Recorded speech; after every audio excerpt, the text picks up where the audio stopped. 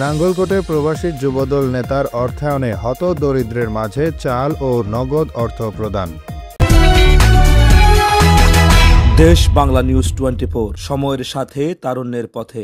কুমিল্লার নাঙ্গলকোটের জোড্ডা পূর্ব ইউনিয়ন যুবদল নেতা ওমান প্রবাসী রবিউল হোসেনের অর্থায়নে ১ নম্বর ওয়ার্ড বাইয়ারা গ্রামের হতদরিদ্র ১০১ পরিবারের মাঝে ৫ কেজি করে চাল ও নগদ অর্থ বিতরণ অনুষ্ঠান শুক্রবার বিকেলে বাইয়ারা মসজিদ মিলনায়তনে অনুষ্ঠিত হয়েছে।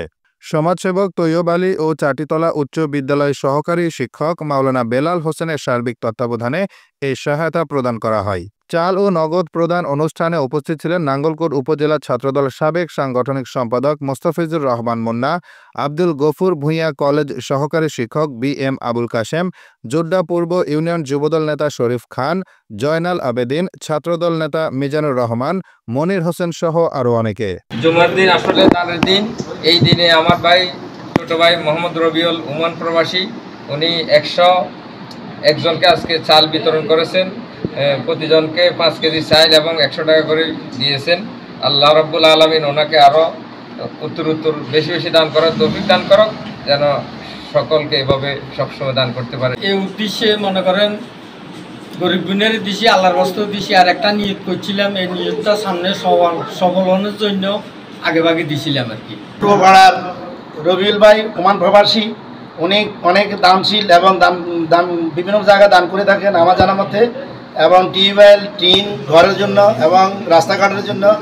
আজকে উনি 101 জন পরিবারকে, আমাদের বাইরে গ্রামের লোকদেরকে চাউল নগদ অর্থ প্রদান করেছেন। আমি আল্লাহর কাছে কামনা করি আল্লাহ পাক যেন ওনাকে প্রতি বছর এই অসহায় মানুষদেরকে সহযোগিতা করতে পারে, এবং উনি দেশের বাইরে থাকেন, ওনাকে এবং ওনার পরিবারকে যেন আল্লাহ ভালো রাখেন। ওমান প্রবাসী রবিউলের অর্থায়নে আজকে আমাদের এই বাইরা গ্রামে অত দরিদ্রদের মাঝে আমরা চাউল ও নগদ অর্থ বিতরণ করছি। সার্বিক তত্ত্বাবধানে ছিল তৈয়ব আলী সাহেব ও আমাদের বড় ভাই BM আবুল কাশেম, খোকন, ওনার ছোটো ভাই মাওলানা বেলাল হোসেন, এলাকার সবার সহযোগিতা নিয়ে আজকে আমরা এই ত্রাণ বিতরণ করছি। ভবিষ্যতে ওনারা আরও ত্রাণ বিতরণ করব। আপনারা সবাই ওনাদের জন্য দোয়া করবেন এবং রবিউলের জন্য দোয়া করবেন। দেশ বাংলা নিউজ 24, সময়ের সাথে তারুণ্যের পথে।